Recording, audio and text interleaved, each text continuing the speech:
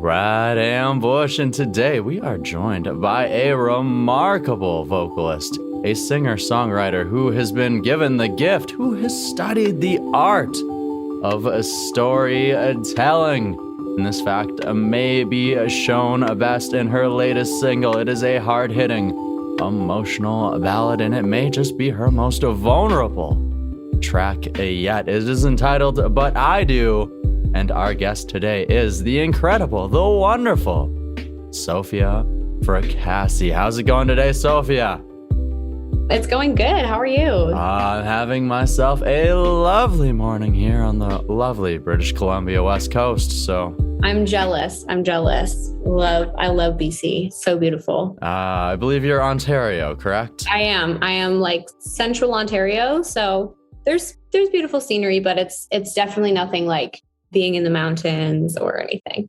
Incomparable. There is some lovely scenes out there, I'm sure. It's everywhere has their ups and downs, correct? Yes, absolutely. Yes, but of course, we're not here to talk about landscapes and weather. We're here to talk about your musical adventure. So, of course, I would love to dive feet first into this new single, But I Do. So, when exactly did it begin to take shape for you? I wrote But I Do just over a year ago, actually. I didn't even realize how the dates had lined up until recently. I was going through old voice memos in my phone and found the original, not very beautiful sounding voice memo that I took in my house after I wrote it. And it was, I think, May 11th last year. So I wrote it, just over a year ago, which is pretty crazy. Wow. So in 1 year from a voice memo on your phone that maybe doesn't sound the greatest to a song that sounds pretty dang good, I must say here. So, Thank you. Quite the I'm happy with how it turned out. Hey, so where did this begin? What was that voice memo? Was it the beat? Was it a lyric? Where did it start? For me, I mean, every song, like my process as far as writing is different. For this one, it was very much, it just sort of stemmed out of a lot of like hard feelings that I was having. And I sat down at my very out of tune piano in my living room at my house. And I just started playing this melody idea that I'd had for a while, which is the main piano part that goes throughout the whole song.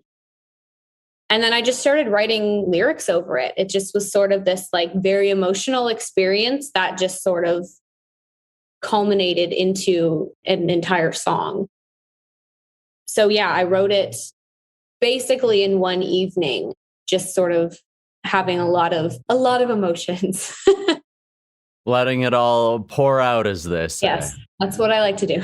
Hey, well, getting very vulnerable with it. So, of course, with that, can you take us a little bit behind the exact energy, what you were trying to capture in those lyrics? For sure. I think I would probably best describe it lyrically. Like the content of it is very much, it's almost like ripping a page out of a diary or a journal. Like it's like this inner dialogue going on inside my mind. And every lyric in it is basically just insecurity that I have had and experienced throughout the years. There's no part of the song that is like exaggerated or anything. It's all very personal to my own experience. And when I wrote it, I was going through a bit of a hard time emotionally, just feeling really overwhelmed. And I was ignoring the feelings that I had, pretending like pushing everything down, pretending that I was okay and I wasn't okay. And that song was just sort of like a glimpse through this armor that I had sort of built of like, no, I'm good. I'm accomplishing things. I'm working hard. I'm, whatever. And you can kind of hear that a little bit in the lyrics. But at the end of the day, I still feel so lonely and so lost and untethered. Yeah. Mm-hmm. That's sort of it in a nutshell, but also not a nutshell. Not a nutshell at all, because you're definitely, like you say, in all of these lyrics, sort of taking something that one of those things that people are uncomfortable about. And it's difficult to face those things. And you've Yeah, definitely absolutely. opened up quite a bit in some of your other tracks. I mean, your most recent single, I Lied, definitely very vulnerable as well. But of course, for this one to be sort of like to this level, was it a little, Yeah. was it, were there's a little nerves there to decide to release this as a single? Yeah, for sure. I mean, again, yeah, I do in most of my music get pretty real. I don't like to necessarily write about something that isn't true or that feels, kind of fluffy. But specifically for that song, even just like getting to the point where I felt comfortable with showing anybody, like even showing my parents or then showing my manager, like what, how it sounded was it did feel nerve wracking because I had sort of built a little bit of this facade that I was easy breezy, all good, no problems. And then having people listen to that, it was like, are you sure you're okay? Are you positive? And I was like, yeah, no, totally. Everything's fine. So yeah, it was definitely a little bit scary. For sure. And of course, with this song, you got to team up once again with this producer and songwriter, Steve Malella. So, what has it sort of been like to work with Steve on 4 of your singles? And what have you learned from him through that? That's a great question. I started working with Steve back at the end of 2019 is the first time that I met him. So it's been a few years now. We first started working together, like tracking stuff, coming up with demos at the beginning of 2020. And then the pandemic hit. And that was sort of like, what do we do now? How are we going to work this out? So we did our best to continue creating through that, but it wasn't until last year that we were fully able to be like, okay, world, this is what we've made. And I've learned so much. I mean, I came into the industry. He was like the first producer that I had worked with as far as like co-writing as well. And I knew nothing. And he was like such a great teacher as far as just, like leaving room for experimenting with different things and trying, like figuring out what do you actually want your sound to be like, but also being careful to make sure that we didn't stray too far away from my identity that I just kind of naturally have as an artist, which I think every artist has. And for me, that's very like singer-songwriter. I write everything in my piano. So he didn't want to lose that. But we also branched out and we're trying, a lot more pop sounding stuff, which has been super fun. And yeah, he's a great individual. He's extremely talented. It's unfair.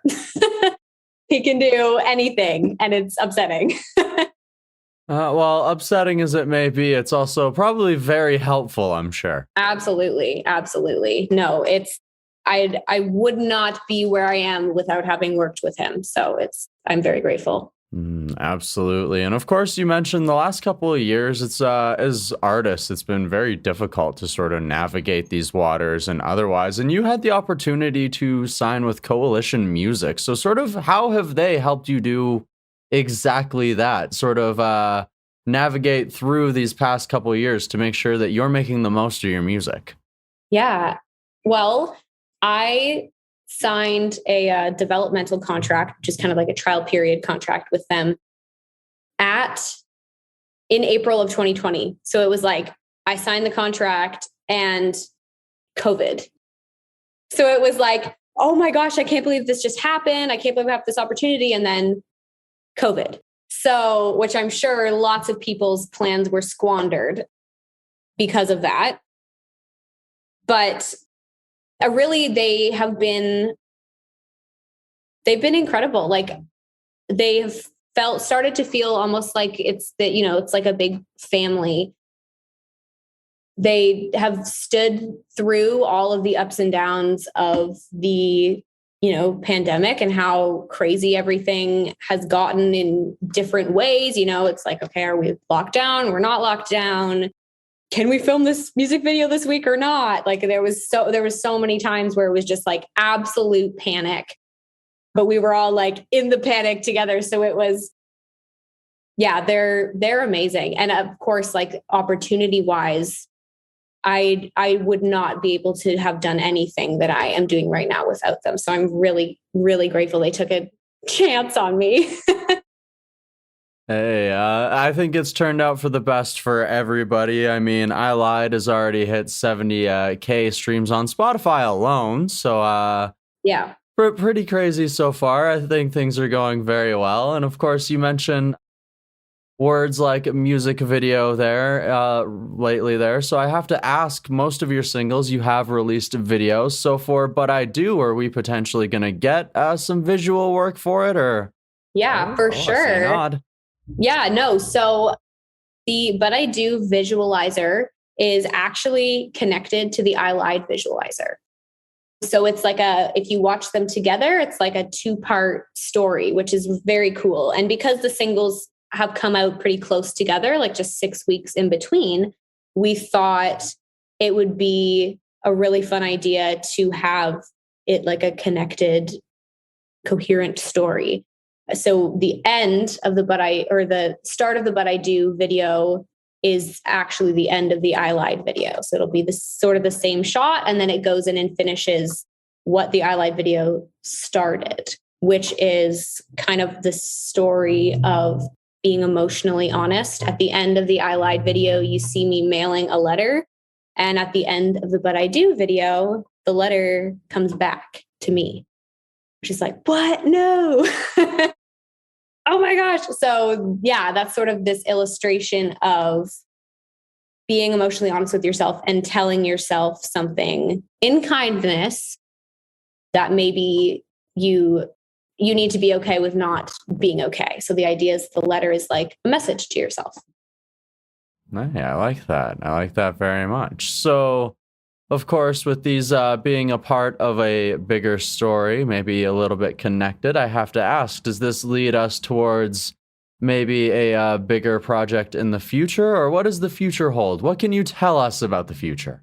Yeah, so I'm very excited. I have a very exciting project coming mid-July, and that will sort of wrap up everything that I've done so far into sort of one story from start to finish, from the first single I released last year, which was Wish I Never Met You, to the end of the story, which is actually sort of a happy ending. A lot of the songs I've released so far have been a little more bittersweet, to put it lightly, but it does end on a happy note. So I'm really excited to share that with everybody. Hey, well, for those of people that want to share a little bit of that positive energy with Sophia, the best way to do that, go ahead and follow her on your favorite social media, your favorite streaming services.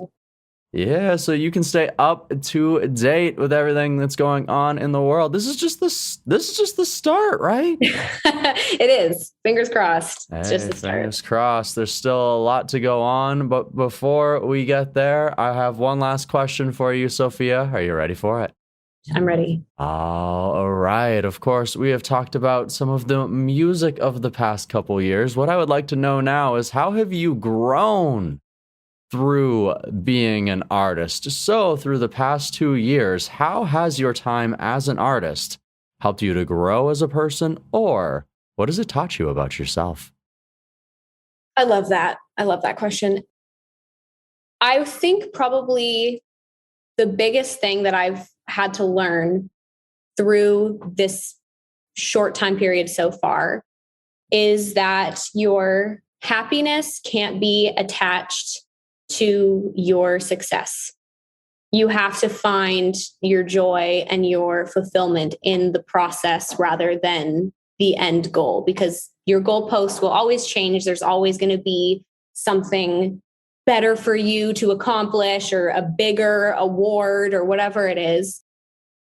And eventually, if you reach all those goals, what are you supposed to do now? If you've reached every single thing that you thought was going to make you happy, it would never be enough. And so you have to find your peace and your happiness along the way. And that's something I've already had to learn.